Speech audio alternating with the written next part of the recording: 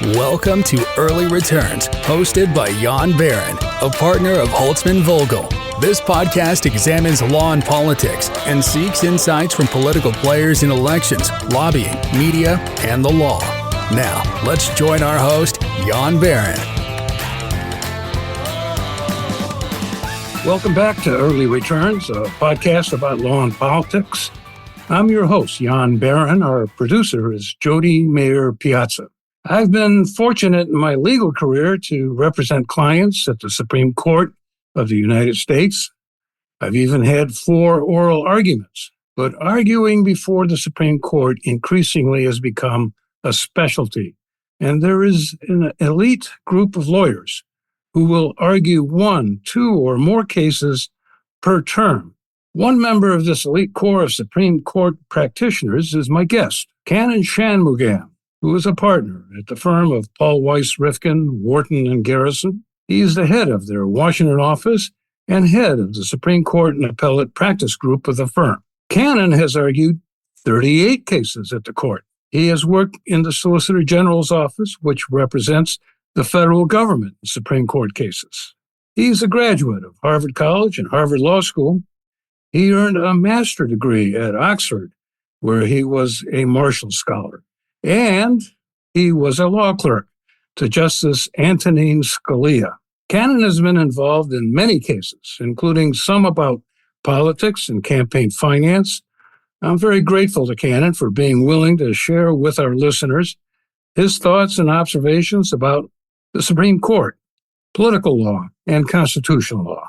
Kannon, welcome to Early Returns. Jan, it's a great privilege to be with you. Well, I've given the highlights of your distinguished career, but I've not gotten into the weeds. And I thought before we would tackle legal and constitutional topics, you might share with our listeners a little more about yourself. I know your parents immigrated from India and that your dad was an engineering professor. Where did you grow up and how did you decide to become a lawyer instead of a engineering professor? Well, to go back to the very beginning, as you mentioned, Jan, my parents emigrated from India to the United States in the 1960s. They actually started out in, of all places, Stillwater, Oklahoma in 1968 because my dad came over to do his PhD at Oklahoma State University. So my parents, who grew up in neighboring villages in a very rural part of India, got married and promptly moved to Stillwater. And after my dad finished his PhD, he moved to Lawrence, Kansas, where, of course, the University of Kansas is, to do his postgraduate work. And that was where I was born. I was born in Lawrence in the early 1970s and spent most of my childhood in Kansas, both in Lawrence and for a brief time in Wichita, where Wichita State University is. My dad moved there for his first teaching job and then moved back to Lawrence. And I spent most of my childhood in Lawrence going to the Lawrence public schools. I think what might be a little bit interesting to your audience is that I did not start out as someone who was particularly interested in the humanities or the social sciences.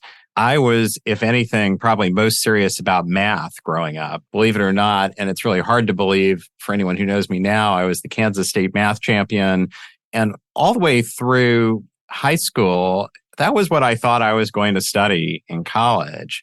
But then right towards the end of my time in high school, I think my interests started to shift. And when I got to Harvard, I took a variety of different classes my freshman year. But one of the classes I took was a Latin class. I'll never forget it. It was a class on Ovid. It was taught by one of the great classics professors at Harvard, a guy by the name of Richard Tarrant. And I had been very fortunate in that I had gone to one of the then 2 public high schools in Kansas that had Latin as a subject. And so I'd taken 3 years of Latin in high school.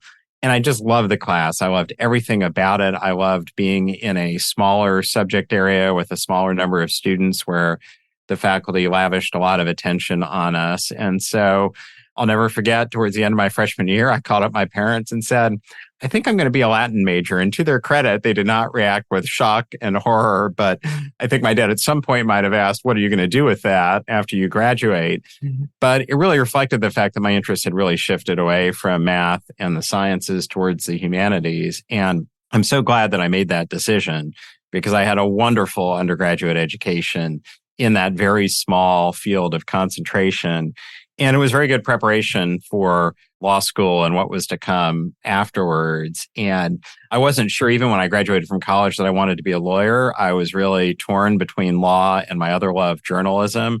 But after I went to England, I made the decision that when I came back, I was going to go to law school. And from there, one thing just led to another. Were there any lawyers in your family, or were you the first? Not at all, as is not uncommon in Indian families. My family actually started out with farmers because of the fact that both of my parents grew up in a rural part of India. But when you look at the more recent generations, pretty much everybody was a scientist. But I was, of course, first a classics major and then went to law school.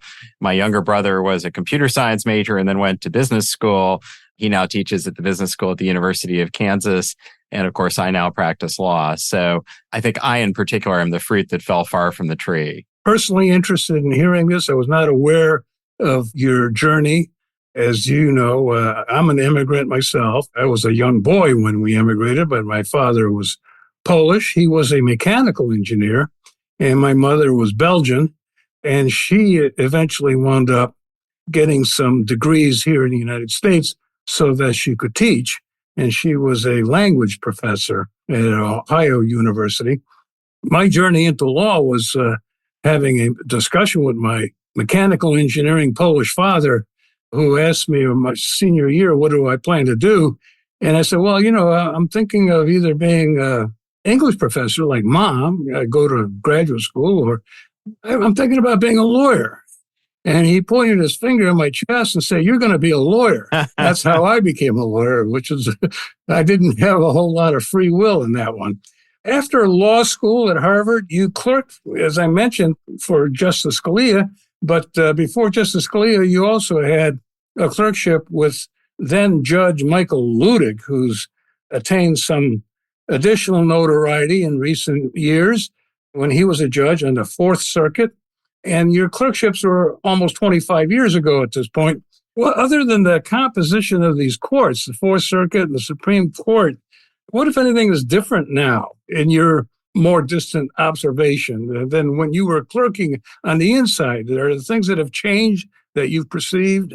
Well, first of all, thank you for dating me, Jan. It has, in fact, been almost 25 years. In fact, later this year, we're going to have the 25th reunion of the law clerks from my year at the Supreme Court. And it's really amazing to me that it has been that long. And you're right. Obviously, there have been significant changes in the composition of the courts. I think what's perhaps ironic is that the two courts have moved in somewhat different directions. We now have a more quote unquote conservative Supreme Court, and the Fourth Circuit, which at the time was regarded as the most conservative court of appeals in the country, is certainly no longer that. But I think there have been some changes in the way that oral arguments are conducted and the way that the courts kind of operate more generally. And in some sense, when I think back on my career as an advocate, really, that's probably the last 20 years or so. And, what was interesting, I think, when I clerked, particularly on the Fourth Circuit, was that it was not uncommon to have an oral argument where the judges asked virtually no questions at all, and where an advocate would stand up. And back then in the Fourth Circuit, an advocate would presumptively get 30 minutes per side to present his or her argument. And often you'd have an advocate get up and get maybe one or two questions, if that, in the 30 minutes. And by that time, the Supreme Court already had become a quite hot bench, I think largely due to my former boss, Justice Scalia. So the oral arguments there felt quite different in that they were the kind of rapid fire back and forth that they still are today. I think what's really changed is that now I think most of the courts of appeals are the same way. And you have a lot of judges now who were themselves law clerks at the Supreme Court or on other appellate clerks, and who are therefore used to that more active style of questioning. And so that has really become the norm. Of course, the Supreme Court has made some changes to the way that it conducts oral argument. In the wake of the pandemic, when the court held telephonic oral arguments, the court modified its format to extend the time limits, to give each justice the opportunity at the end of the oral argument to ask questions one by one. And that has really affected the pace and the tenor of oral arguments at the Supreme Court. But beyond that, I think advocacy on the appellate level is largely similar to what it always has been. Oral argument is the great opportunity, whether in the Supreme Court or in the lower courts, for appellate judges to really force the two sides to join issue. And often you'll read briefs, even in a very high-profile case with very good lawyers, where it feels like the two sides are ships passing in the night.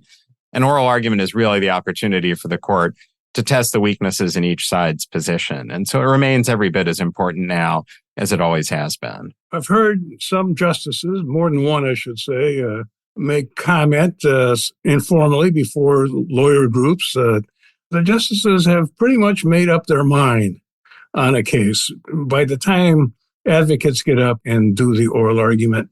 And some would say, and I'd be one of those people, I say that one of the objectives of oral argument for the advocate is to avoid 5 words in the ultimate decision.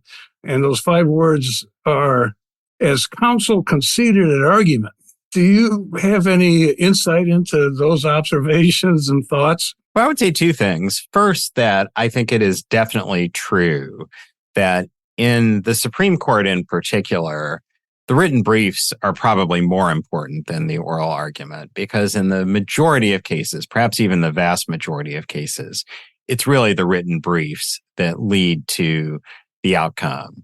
And to be sure, the oral argument can often shape the outcome, but I could probably count on one hand, maybe 2, the number of times in the 38 cases I've argued where it felt like the outcome was genuinely up for grabs in the oral argument.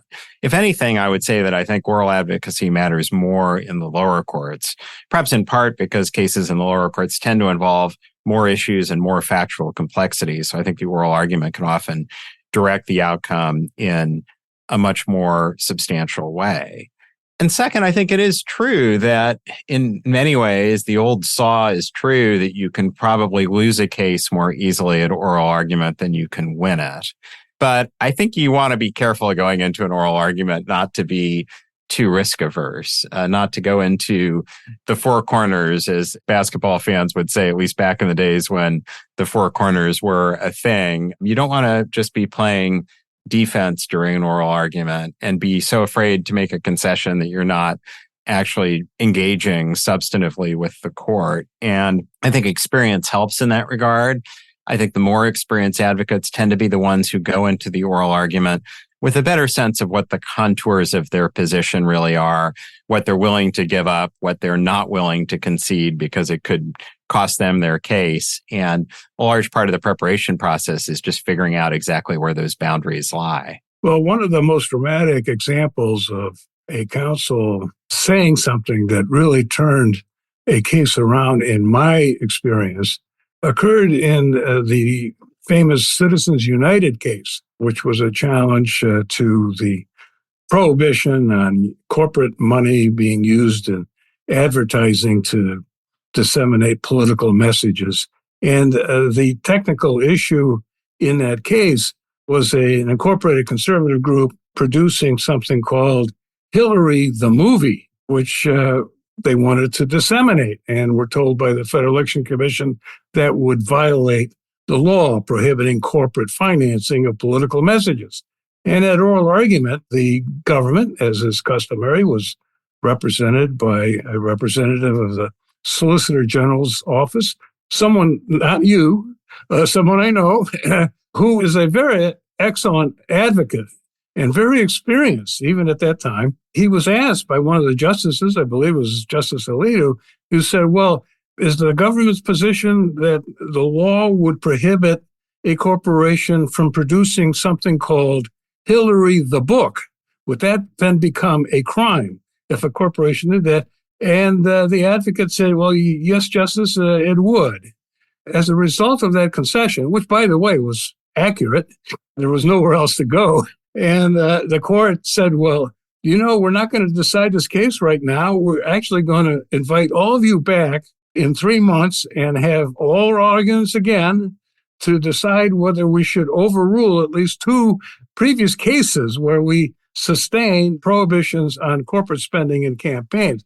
That is perhaps a more dramatic example than a mistake or a defensive crouch by some advocate, but it does relay how oral advocacy, it can be problematic and what you have to prepare for. Now, you've had 38 oral arguments. That's a lot of cases. Which of the cases do you consider having been the most challenging? You referred to perhaps a couple that you thought really were up for grabs at oral argument. Is that one of them? Yeah, I would say they're all really challenging. There's something really daunting about picking up the stack of briefs 3 or 4 weeks before a Supreme Court oral argument and realizing that you're going to have to master every last detail. And in many ways, the big challenge of Supreme Court advocacy is precisely because the Supreme Court hears so few cases, you know that the justices are going to be exquisitely well prepared for each one of them, and to have not just probing questions, but a really deep knowledge of the case. And as the advocate, you have to match and ideally better that knowledge. And so no matter what the subject area, no matter what the prospects for success, I view every case as daunting at the beginning. When I think back, though, on my career, the one case that actually stands out is a case that I argued, probably a little over 10 years ago, a case called Maryland versus King, which was a really fascinating case involving the question of whether or not, consistent with the Fourth Amendment, the police could use DNA collected from arrestees to attempt to solve unrelated crimes, in essence, to conduct testing on that DNA and then match the results of that testing with other DNA samples in order to solve other crimes without any suspicion that the particular individual had been involved in those crimes. And in that case, we were representing a gentleman by the name of Alonzo King, who had been convicted of a rape by virtue of the fact that he had been arrested for another offense. His DNA had been collected and the DNA matched a sample taken at the time of the rape. We took this case on pro bono because I thought it presented a really important and open constitutional question. But it was not easy to handle a case like that. Our client was obviously accused of and convicted of a pretty horrific crime. And we had a lot of people lined up against us. The state of Maryland was the prosecutor. The United States filed an amicus brief in support of Maryland. And a group of states also filed an amicus brief. And I can vividly remember, as lawyers often do, you get a brief from a group of states, and the first thing you do is you count up the number of states on the cover of the brief. And I counted and kept counting. And I realized that there were 49 states on the brief. And in that moment, I thought to myself, well, this is great. At least there's one state that's standing with us. And then I realized that the reason it was 49 was because Maryland was the 50th and could hardly sign an amicus brief in its own case. And so it felt like a really difficult case. I remember thinking that many of my conservative friends would think that I was on the wrong side of the V, and I got a lot of teasing about that in the lead up to the oral argument.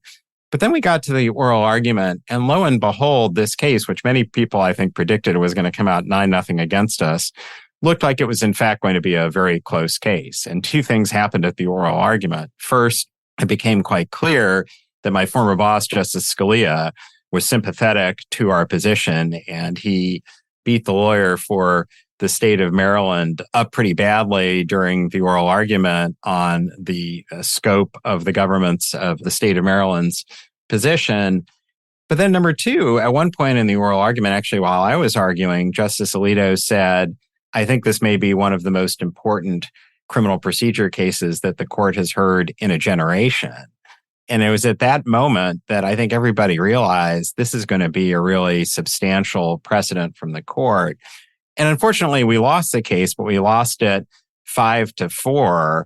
And my former boss, Justice Scalia, wrote one of the very most memorable dissents of his career in that case. And it was really, on the one hand, disappointing to come so close and not win. But on the other hand, heartening to take a case that, again, many people, I think, thought was a no-hoper and to come within a whisker of winning it. So that's one that I definitely think back on. You know, it's really funny. One way that I knew that the case had kind of reached a level of attention was that right around the time of the oral argument, they had the Miss America beauty pageant, and in these beauty pageants, they have a section where they ask each of the contestants a question about current affairs. And one of the contestants got asked, what do you think about this case before the Supreme Court on whether DNA can be collected from arrestees? And she gave an incredibly impressive answer, the culmination of which was that she thought that the government was right. And so,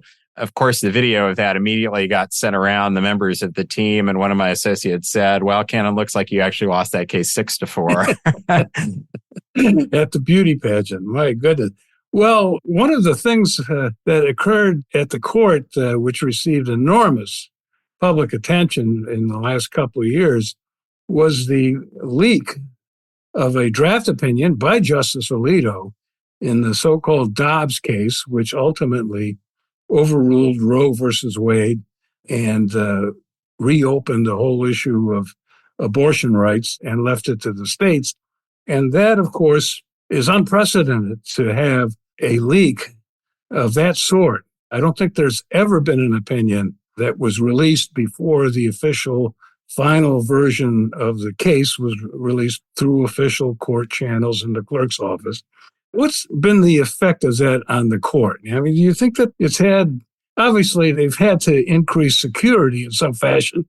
They conducted an investigation, which apparently was inconclusive, or at least they don't have enough evidence to accuse somebody of originating the leak.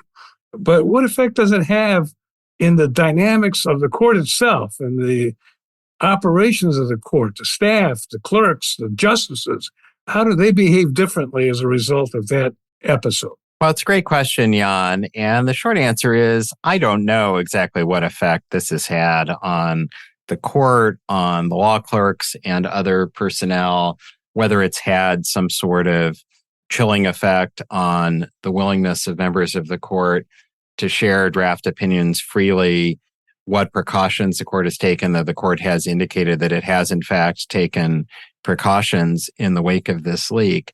It's funny, when the leak occurred, I had 3 reactions. First, just a sense of shock, because at least in the modern era, this has really never happened. There certainly have been leaks to the press about outcomes in the past, but never the complete republication of a draft opinion in the way that we saw with the Politico leak. So I was just shocked when I first saw my college classmate Josh Gerstein's story. I just couldn't believe that this had happened. My second reaction was to think that it was just so unfortunate for the institution that this happened, because whenever you have a multi-member court, an appellate court, the confidentiality of the deliberations is really an important part of the entire process. Courts really depend on that confidentiality in the back and forth of the drafting process. And there's been a lot of speculation about what effect the leak at that point might have had on the ultimate outcome, whether it might have frozen justices' votes in place. But whatever the actual effect, I think, again, for the institution, it's really unfortunate that it happened. And to their credit, justices, both from the majority and from the dissent in Dobbs, have expressed that view. And I guess my third reaction as a former law clerk was to think, in some sense, that it was not all that surprising that this could have happened.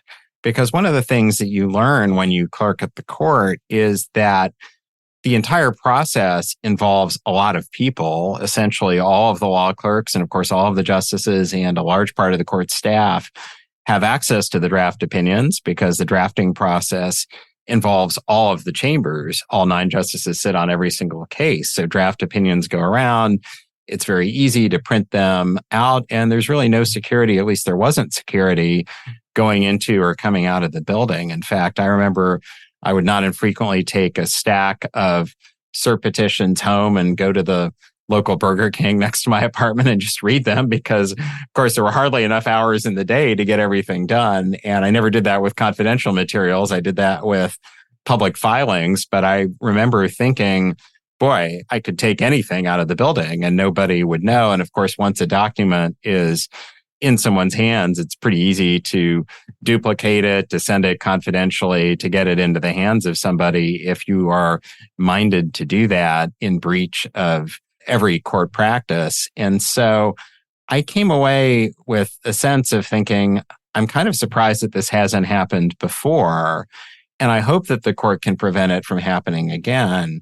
But ultimately, I think if someone is willful, they can breach that confidentiality. At a minimum, there's nothing to stop somebody from divulging to a reporter the contents of a draft opinion, even if they don't produce the draft opinion themselves. And so I just find the whole episode unfortunate, and it's unfortunate that they were unable to identify the culprit in this case. And I hope that the court, at a minimum, is taking precautions to make it more difficult for that to happen in the future. Well, I did not know that Josh Gerstein was your classmate. He also has been a guest here at Early Returns. He has covered law and politics extensively during his career, even though he's not a lawyer, but he acts like one at Politico and is very well credentialed through experience. Well, we've touched on the court and the fact that you've had your 38 oral arguments at the court, but I don't think any of them have really, at the Supreme Court, involved campaign finance or political legal cases, although you've been involved in cases that did reach the Supreme Court. In fact, that's how you and I met originally, because you were working on a campaign finance case where our client was Senator McConnell, who was challenging a very, very complicated statute called the McCain-Feingold law. What is your recollection of what a jumble that was and why it was so difficult and complicated? And of course, in the subsequent 15 or 20 years, so many of the findings of the Supreme Court in that McConnell case were changed ultimately in other cases. What's your recollection of that finance case, and what's your impression of campaign finance at the Supreme Court currently?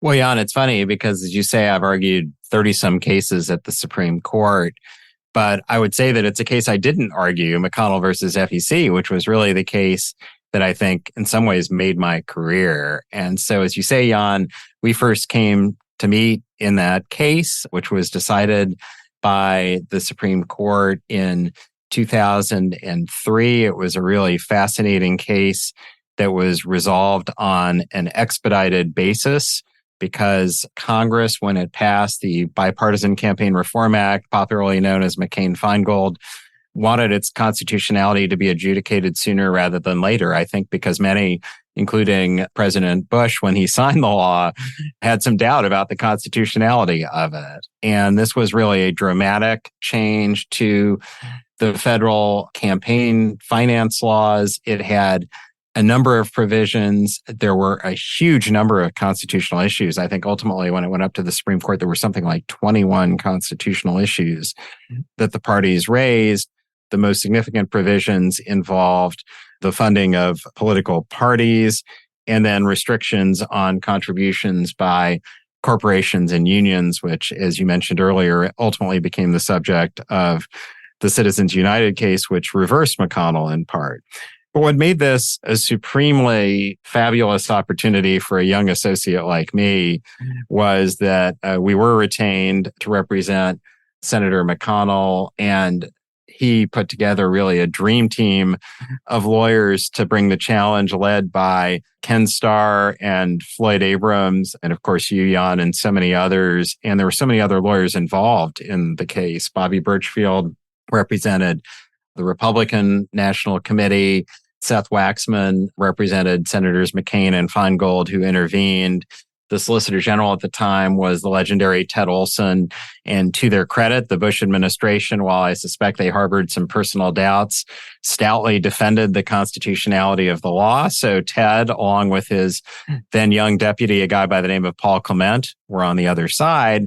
And on Senator McConnell's side, because this litigation was not exactly being bankrolled by deep pockets, we had a relatively small team working on it. And at Kirkland & Ellis, it was Judge Starr, a legendary lawyer by the name of Ed Warren, and me and one other associate, a gentleman by the name of Grant Dixon, who's gone on to a very distinguished career in the private sector. And we did everything. We drafted the complaint.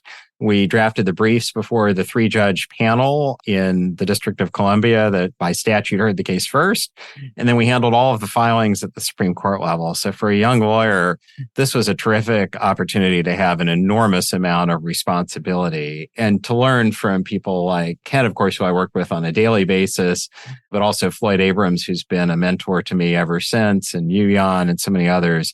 Just an unparalleled opportunity. The reason why it was a great opportunity for me professionally was that it was really how I came to be on the radar of the then Solicitor General, Ted Olson, and his deputy, Paul Clement. And a year later, when a vacancy arose in the Solicitor General's office, actually multiple vacancies, Ted called me up and said, would you be interested in applying? And I think before he finished that sentence, I had hung up the phone. And I promptly applied to the SG's office. I was fortunate enough to get hired. And that was really the start of my career actually arguing cases before the Supreme Court. So I think back on that whole experience with a great deal of fondness. And to answer the last part of your question, what's been interesting is that the law has changed in this area. The Supreme Court largely upheld McCain-Feingold by a 5-4 vote. And that has since been whittled away at least to some extent, particularly with Citizens United essentially reversing the underlying holding with regard to the constitutionality of limiting corporate and therefore union contributions. And so I think we have a court that is more skeptical of campaign finance law now than we did 20 years ago. And I think that that is inevitably attributable, at least to some extent, to changes in the court's membership. The one thing that the court has not done is really reverse any of the fundamental conclusions in the first big case, Buckley versus Vallejo, which was decided in 1976.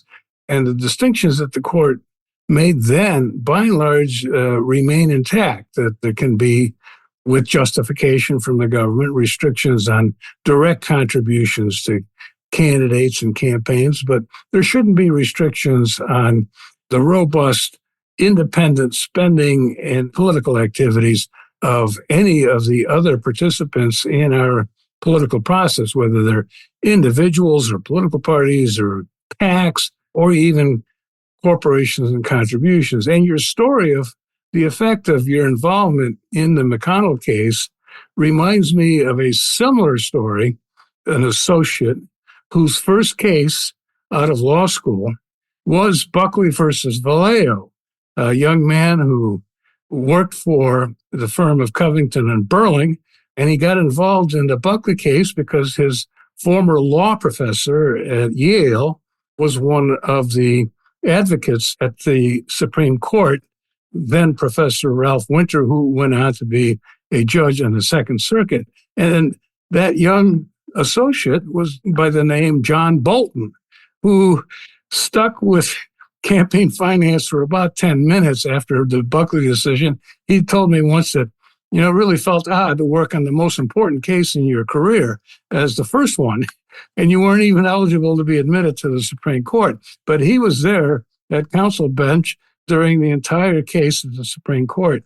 And of course, John Bolton went on to be a distinguished public servant, working in various administrations of the Department of Justice and the State Department, and ultimately as ambassador to the United Nations. Campaign finance can be the mother of all distinguished careers in Washington, D.C., legal and otherwise, from what I can gather. Well, you separately from all that had a case that was noticeable to me. About 3-4 years ago, you were representing a individual, a man who had a very successful, closely held business in the state of Kentucky, and his daughter wound up running for the United States Senate and was the nominee in that election years ago.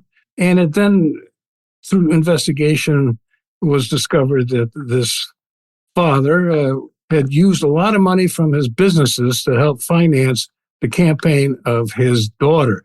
And you were retained, this was your client. I gather it was after he was convicted at a trial, and they turned to you, Kannon, knowing of your reputation as an appellate lawyer and thinking they might have a Supreme Court case on their hands as well, and asked you to represent the gentleman on appeal, which was to the Sixth Circuit.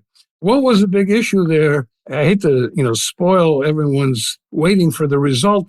All I can say is we're not successful, notwithstanding your eloquence as an advocate. What was the issue and why were you not successful? Well, Jan, we're only talking about my losses today, apparently, but this was a very disappointing one, but a very interesting set of legal issues. And I wouldn't be surprised to see them come to the Supreme Court at some point in the future. As you say, it was a very interesting case. My client was a gentleman by the name of Jerry Luttig, who was the chairman of the Kentucky Democratic Party, and his daughter, Allison Luttig Grimes, ran unsuccessfully for the Senate in Kentucky. And as you say, it came to light that some money from the family's closely held corporation was used to defray some of her campaign expenses.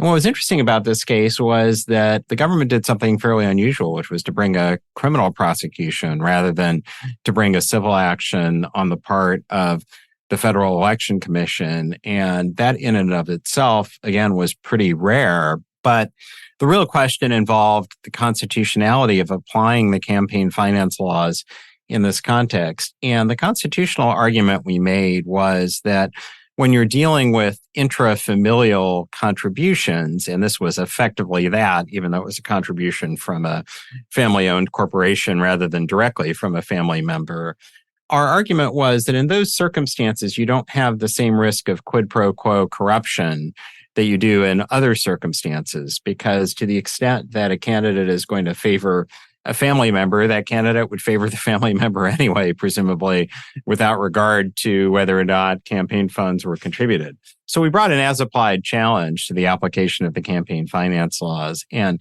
unfortunately, we lost on that ground in the Sixth Circuit, and we were unable to get the Supreme Court to grant review. I think perhaps because there was some language in the Supreme Court's original decision in Buckley versus Vallejo, to which you referred, that arguably suggested that intrafamilial contributions can, in fact, constitutionally be regulated. I think one thing that was interesting about this case is that it presented the court potentially with the opportunity to revisit the paradigm from Buckley versus Vallejo itself, that contributions and expenditures should be treated differently, with limits on contributions being subject to a more deferential level of constitutional scrutiny. I think many have criticized that framework as drawing a somewhat arbitrary distinction with no footing in the First Amendment. And of course, it was criticized even at the time as being something of a constitutional innovation. So I wouldn't be shocked if at some point in the future the court revisits that. But one thing that I think we've noticed and that you and I have talked about is that the court doesn't seem to be as active in the area of evaluating campaign finance regulations as it was around the time of McConnell. At that time, you had not just McConnell, but really a series of decisions involving various different types of regulations. And for whatever reason, that seems to have largely fallen off the court's docket. So many big issues have already been decided, and there don't seem to be many candidates for potential reversal of prior decisions, although there are organizations here in Washington whose mission is to reverse Citizens United. So they would be reversing a decision that itself reversed two decisions that were rendered earlier. There don't seem to be any cases on the court's docket this term. And of course, they're starting to fill up their docket for the next term, but don't see any cases there, although they have had a slew of kind of political cases. But I should inform my audience that I've told you, let's not talk about all the cases involving Donald Trump. That would really require a couple of separate episodes of early returns. We want to focus our attention on other matters, of which there are many. There is a case that's winding its way up, and it could come up to the court in the next term. And it's in that Sixth Circuit where you had your case involving Mr. Lundgren. Are you familiar with that case? Yeah, there's a case that's pending there where a group of plaintiffs are essentially bringing a direct challenge to the federal limits on coordinated party expenditures. That is to say, expenditures that are being made in coordination with a party's nominees, and that effectively treat those coordinated expenditures as subject to their own set of limits. And a district court in, I believe, the state of Ohio certified the constitutionality of those limits. And under the somewhat unusual statutory jurisdictional regime, when a district court certifies that issue, it goes directly to the en banc Court of Appeals. And so the en banc Sixth Circuit will pass on that challenge to the coordinated party expenditure limits. And I wouldn't be shocked to see that issue end up in the Supreme Court. It's still a little ways away because, as you say, it's still pending in the lower courts. There's no cert petition yet on file, and actually wouldn't even be a cert petition because, as I recall, I believe that there is direct appeal to the Supreme Court. And so while the court does have the ability to exercise effective discretion by summarily affirming, I could easily see the court decide that it wants to grant plenary review of this. Thank you for that. We will keep an eye on that, and I'm sure that our listeners are going to keep an eye on cases that you will be involved in, which I know you're waiting to hear from the court on a tax case that you argued recently. So that also reflects the variety of legal issues that you are tackling. And you referred to college interest in Latin. I know from my research that your degree from Harvard as well as Oxford were in classics. And I think one thing we've learned from this conversation about you is that you seem to have a great span of interest in many, many subjects. And I would suspect that in addition to all those amicus briefs, you might be reading other more publicly available material. I like to always ask my guests, what, if anything, they would recommend to our audience in the way of books or other similar type reading that you could recommend to them?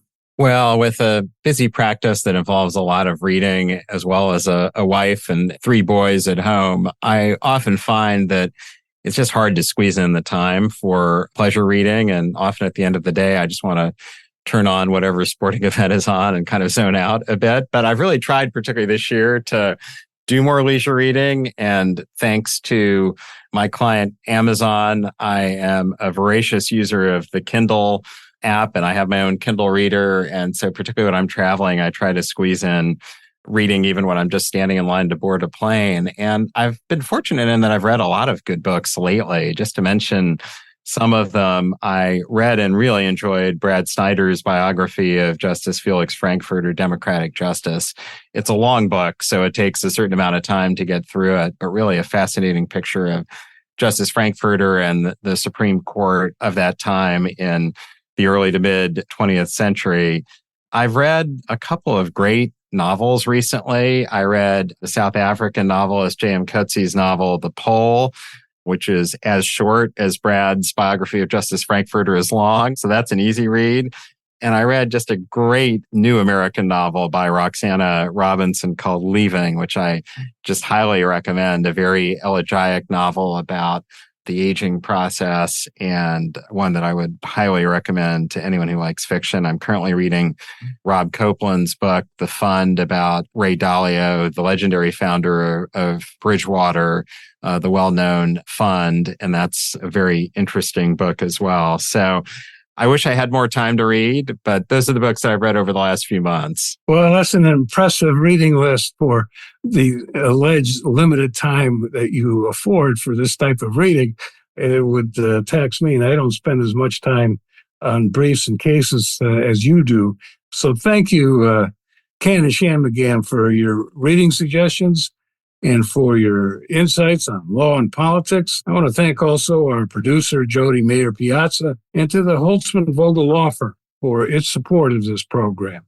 And I always have to emphasize that any opinions that are expressed on Early Returns are those of the host and our guests, and do not necessarily reflect the views of our sponsors or their clients. All of our episodes are available on Buzzsprout, Spotify, Apple, and Google Podcasts, as well as other streaming platforms. I hope you will join us again on the next episode of Early Returns. Thank you for listening, and have a good day. Thanks for joining Early Returns, Law and Politics with Jan Barron. We hope you will join us for future episodes, which will continue to bring you voices and insights from the people engaged in our political landscape.